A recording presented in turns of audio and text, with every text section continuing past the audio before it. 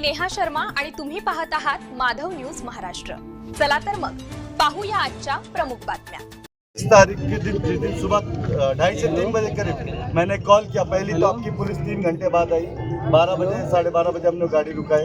112 पे कम से कम 10 से 15 call किए। आपका हद का प्रॉब्लम था, चलो मान लिया आपका हद का प्रॉब्लम है, पाचोड़ पुलिस स्टेशन का और अंबड़ का।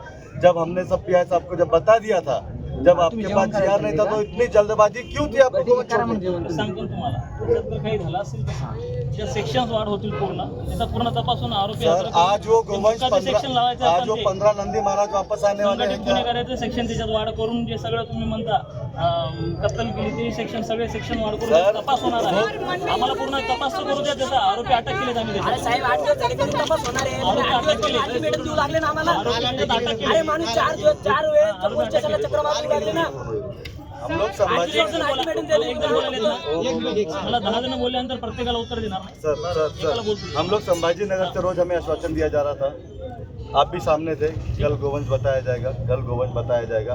जब आपको आंदोलन का मालूम सर ये तो गुना दाखिल पहले भी करना था और आपको आरोपी अटक पहले भी करना था। सेक्शन वाढ केले ना सर ये तो आपको सब उसी दिन करना चाहिए था। हाँ 1 मिनिट एकदा सगळे खाली बसा 2 मिनिटं। एक जण हां मी साहेबांना काही प्रश्न विचारतोय, मला साहेबांकडनं त्याचे उत्तर पाहिजे। साहेब ज्यावेळेस तुम्ही तपास म्हणून ते गोवंश सोडले, तुम्ही त्याचे सांगितले, तुम्ही दाखले बघितले।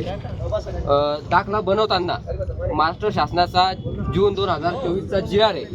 विदाऊट एअर टॅगिंग कोणत्याही प्राण्याची वाहतूक होणार नाही, कोणत्या प्राण्याचा दाखला बनणार नाही। तुम्ही जे दाखले बघितले त्या दाखल्यांना जे गोवंश तुम्ही घेतले त्या गोवंशांना एअर टॅगिंग होतं का? एअर टॅगिंग नव्हतं। मग महाराष्ट्र शासनाच्या नियमानुसार ते गोवंश वाहतुकीसाठी त्यांना परवाना नव्हता, दाखले सुद्धा ते व्हॅलिड नव्हते। ते सगळे सेक्शन लावणार ते पहिला मुद्दा दाखले व्हॅलिड नव्हते। सगळे सेक्शन लावणार ते गोवंश चोरीचे पण असू शकते, ते गोवंश कत्तलीला जाणारे पण असू शकते, हे संशयित असू शकतं। हे मान्य, त्याचा तपास चालू आहे। बरोबर। तपासामध्ये सगळं होणार निष्पन्न। आता तुम्ही ते जेवढे आरोपी होतील जेवढे आरोपी वाढ करणार हे करणार तपासामध्ये ते आम्ही कोर्टाला तीच मागणी करणार आहे की यांनी गोवंश कुठे ठेवलेत त्याचा आम्हाला तपास करायचा। यांचा पीसीआर घेणार, पीसीआर मध्ये आम्ही ते तपास करून ते गोवंश आणणार। सर पहले हमारी मांगनी क्लियर है। हा बोला। हा उसके त्याच्यानंतर तुम्ही गोवंशचा जप्त पंचनामा केला। गोवंश जप्त पंचनामा केल्यानंतर न्यायालयाच्या आदेशाशिवाय कोणताही मुद्देमाल तुम्हाला कोणालाही वापस देता येत नाही।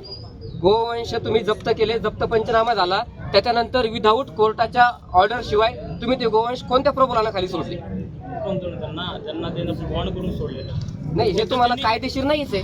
त्याच्यात त्यांनी आम्हाला तुम्ही हे लेखी द्या।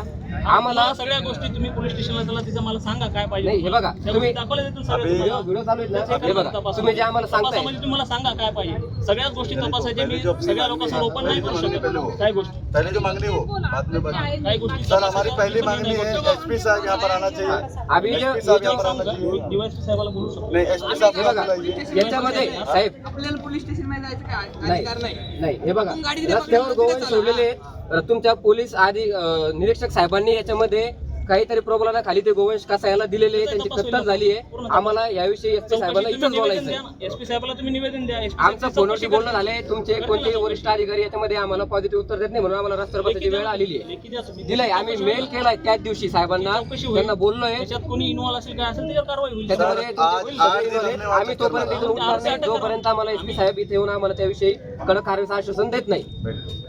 हमारी मांगनी इतनी है, एसपी साहब यहाँ पर आएंगे, हम उनको जो हमारा जो भी प्रॉब्लम है पुलिस डिपार्टमेंट में, पुलिस स्टेशन में हम 8 दिन से कंटिन्यू चक्कर मार रहे हैं। ठीक है, माहिती अधिकार का एक एप्लीकेशन देने के लिए हमारे को वहाँ पर हमारे बंदों को, हम वहाँ से संभाजी नगर से बार बार आ नहीं सकते थे, हमारे बंदों को 1 घंटा रुकाया गया।